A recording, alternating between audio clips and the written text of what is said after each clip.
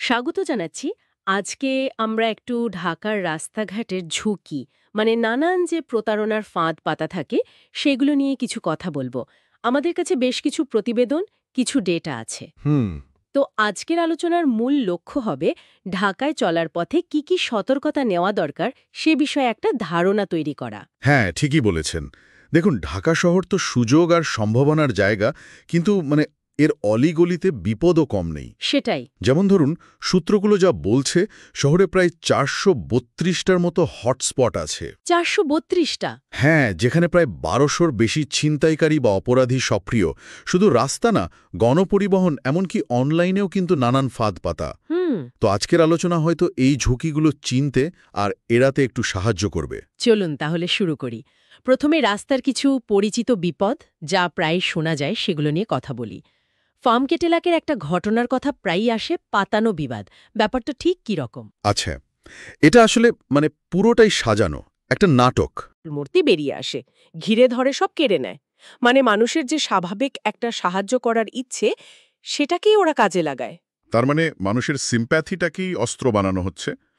এই একই জিনিসকে অন্য ফাঁদগুলোতেও দেখা যায়। যেমন ধরুন ওভারব্রিজে কান্নার ঘটনা বা লিফলেট দেওয়ার ছলে ছিনতাই। একদম ঠিক ধরেছেন। ওই ওভারব্রিজে কান্নার অভিনয় করে মিস কল দেওয়ার কথা বলে ফোনটা চাওয়া। হ্যাঁ হ্যাঁ। এটাও তো সহানুভূতির সুযোগ নেওয়া। ফোন নম্বরটা নিয়ে পরে ব্ল্যাকমেল করে বা অন্য কিছু। আচ্ছা। আবার ধরুন, রাস্তায় জ্যামে আটকে আছেন, গাড়ির জানালার কাছে এসে কেউ হয়তো রোগ সারানোর বা অন্য কোনো চটকদার লিফলেট দিচ্ছে। ও, এটা তো দেখি প্রায়ই শাহবাগ, মহাখালী। হ্যাঁ, ওইসব ভিড়ের জায়গায়। উদ্দেশ্য কিন্তু লিফলেট দেওয়া না। তাহলে উদ্দেশ্য হচ্ছে আপনার মনোযোগটা অন্যদিকে নিয়ে যাওয়া, আর সেই ফাঁকে পকেট কাটা বা ব্যাগ থেকে কিছু হাতিয়ে নেওয়া। কত রকম কৌশল। আরেকটা ভীতিকর কৌশলের কথাও তো শোনা যায়, হানি ট্র্যাপ। মানে সুন্দরী মহিলা বা বোরকা পরা কেউ ইশারা করে ডাকে। হ্যাঁ, এটা কিন্তু বেশ মারাত্মক হতে পারে। ইশারা করে কোনো নির্জন জায়গায় নিয়ে যায়। তারপর তারপর তো বুঝতেই পারছেন, টাকা, মোবাইল ছিনতাই তো সাধারণ ব্যাপার। অনেক সময় ব্ল্যাকমেলও করে। হুম। আসলে কোনো আকস্মিক প্রলোভনে সাড়া দেওয়ার আগে খুব ভাবা দরকার। অপরাধীরা মানুষের আবেগগুলোকেই টার্গেট করে, সেটা দয়া হোক, লোভ হোক বা মোহ। এই যে এতগুলো কৌশল, পাতানো বিবাদ, মনোযোগ সরানো, হানি ট্র্যাপ, এগুলো তো গেল এক ধরনের ঝুঁকি। কিন্তু গণপরিবহনেও তো বিপদ কম না। অবশ্যই কম না। যেমন ট্রেনের ছাদে ওঠা, এটা যে কি পরিমাণ ঝুঁকিপূর্ণ! ছিনতাইয়ের ভয় তো আছেই। শুধু ছিনতাই না, ছাদ থেকে ফেলে দেওয়ার মতো ঘটনাও কিন্তু ঘটেছে।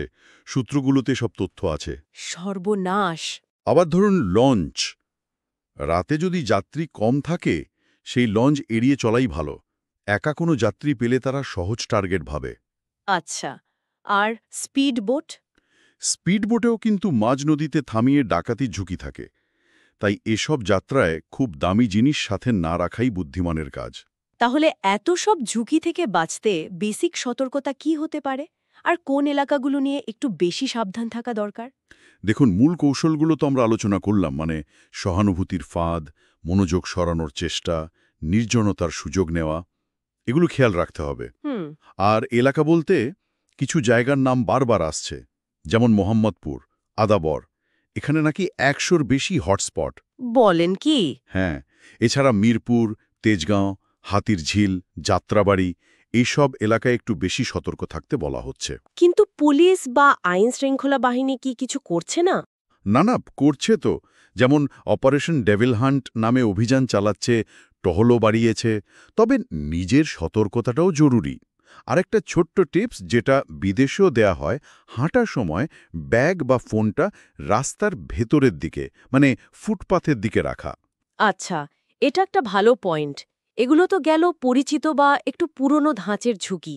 কিন্তু অপরাধের কৌশল তো দিন দিন পাল্টাচ্ছে, তাই না? অবশ্যই পাল্টাচ্ছে। যেমন ধরুন, একটা ভয়ঙ্কর রাসায়নিকের কথা এখন শোনা যাচ্ছে, শয়তানের নিঃশ্বাস বা স্কোপোলামিন। এটা নাকি মানুষকে হিপনোটাইজ করে ফেলে। হ্যাঁ, এই স্কোপোলামিন বা ডেভিলস ব্রেথ ব্যাপারটা খুবই উদ্বেগজনক। কি করে এটা ঠিক? এটা আসলে মস্তিষ্কের সিদ্ধান্ত নেওয়ার ক্ষমতা আর স্মৃতি তৈরির যে প্রক্রিয়া, সেটাকে কিছুক্ষণের জন্য থামিয়ে দেয়। মানে পুরোপুরি অজ্ঞান হয়ে যায় না? না, পুরোপুরি অজ্ঞান হয় না, কিন্তু তার বিচারবুদ্ধি থাকে না। সে রোবটের মতো প্রতারকের সব কথা শোনে, আর সবচেয়ে ভয়ের কথা হলো, পরে তার কিছুই মনে থাকে না। কি সাংঘাতিক! আর এটা ব্যবহার করার কৌশলগুলোও নাকি খুব সাধারণ। খুবই সাধারণ। ধরুন কেউ একটা ঠিকানা লেখা কাগজে গিয়ে দিল পড়ার জন্য, আর কাগজের নিচ থেকে একটু পাউডার ছিটিয়ে দিল। বা ধরুন হ্যান্ডশেক করল, কোনো কিছুর গন্ধ শুকতে দিল, খাবার বা পানীয়তে মিশিয়ে দিল, বা বাতাসে ফু দিয়ে দিল। কত রকমভাবে যে হতে পারে। আর এর শিকার হলে মানুষ নিজের হাতে সব দিয়ে দেয়। হ্যাঁ, সূত্রগুলো বলছে প্রায় 40% রাস্তায় ঘটানো প্রতারণায় নাকি এখন ওই কেমিক্যালের ব্যবহার করছে। ভুক্তভোগী নিজের ইচ্ছেতেই টাকা, গয়না, এটিএম কার্ডের পিন নম্বর সব দিয়ে দেয়। শুধু রাস্তায় ছিনতাই না, এর ব্যবহার নাকি কর্পোরেট জগতে বা ব্যক্তিগত শত্রুতার ক্ষেত্রেও শোনা যাচ্ছে। এরকম আশঙ্কার কথাও কিন্তু শোনা যাচ্ছে। মানে ব্যবসায়িক ক্ষতি করার জন্য, বা ধরুন নারীদের ওপর কোনো অপরাধমূলক কাজে ওটা ব্যবহারের অভিযোগ উঠছে। পাওয়া যায় কোথায় এগুলো? মূলত ব্ল্যাক মার্কেটে। দেখুন, এই পদ্ধতির মনস্তত্ত্বটা হলো এটা আপনার যুক্তিবোধ, আপনার প্রতিরোধ ক্ষমতা সব ভেঙে দেয়। এটা আসলে অপরাধের কৌশলের একটা বড় পরিবর্তন। মানে শুধু জোর নয়, সূক্ষ্ম নিয়ন্ত্রণ। এই সূক্ষ্ম নিয়ন্ত্রণের ব্যাপারটা কি অন্য ধরনের প্রতারণাতেও দেখা যাচ্ছে? যেমন ধরুন ওই যে ম্যারেজ মিডিয়ার প্রতারণা। অবশ্যই দেখা যাচ্ছে। ম্যারেজ মিডিয়ার প্রতারণা তো বহু পুরনো।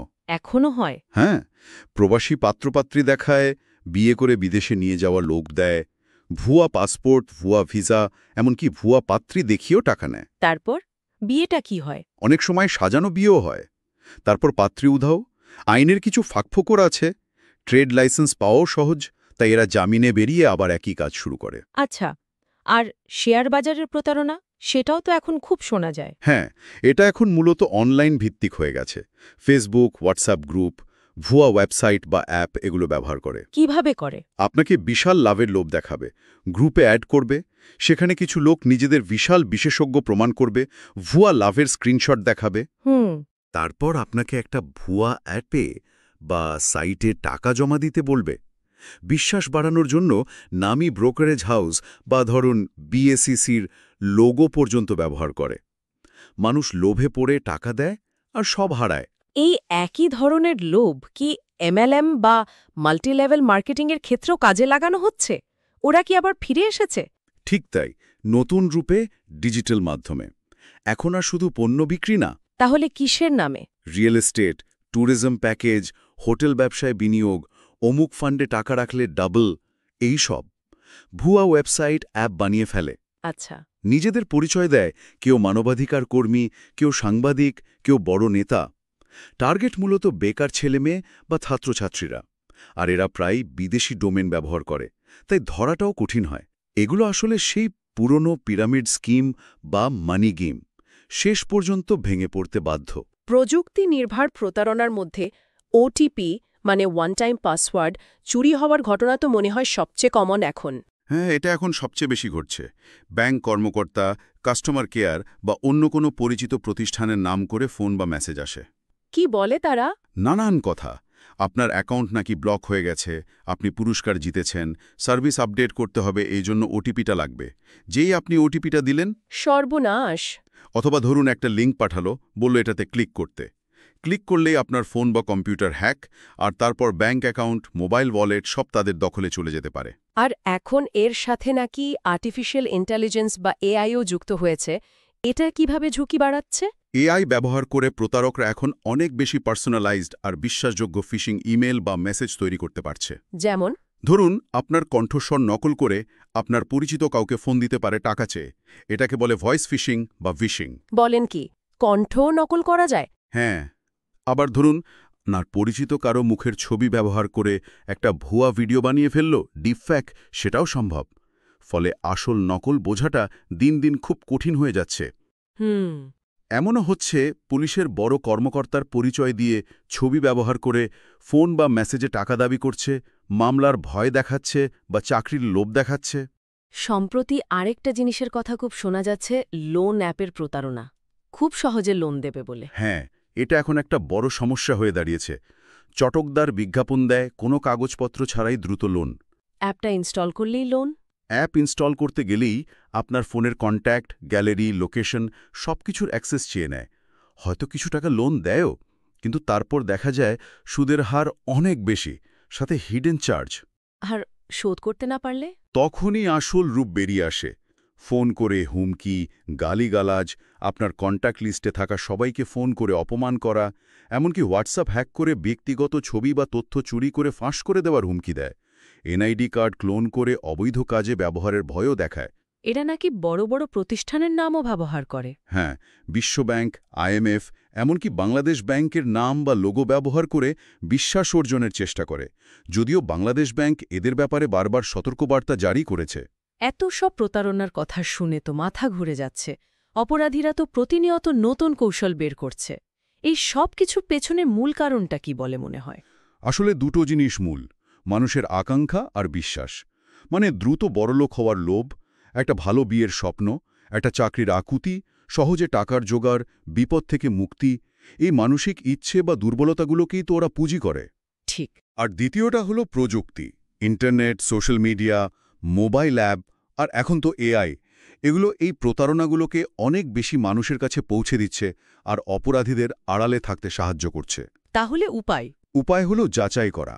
যে কোনো আকর্ষণীয় প্রস্তাব বা আকস্মিক সাহায্য বা তথ্যের অনুরোধ পেলেই থমকে দাঁড়াতে হবে। প্রশ্ন করতে হবে, কেন, কিভাবে, এটা কি আসল? বিশেষ করে অনলাইনে ডিজিটাল লিটারেসি বা প্রযুক্তি ব্যবহারের জ্ঞানটা খুব জরুরি হয়ে পড়েছে এখন। তাহলে এই যে এতক্ষণ ধরে আমরা কথা বললাম, সব মিলিয়ে মূল কথাটা কি দাঁড়ালো? ঢাকায় চলতে গেলে আসলে চোখ কান খোলা রাখা ছাড়া উপায় নেই। একদম তাই। সার্বক্ষণিক সতর্কতা।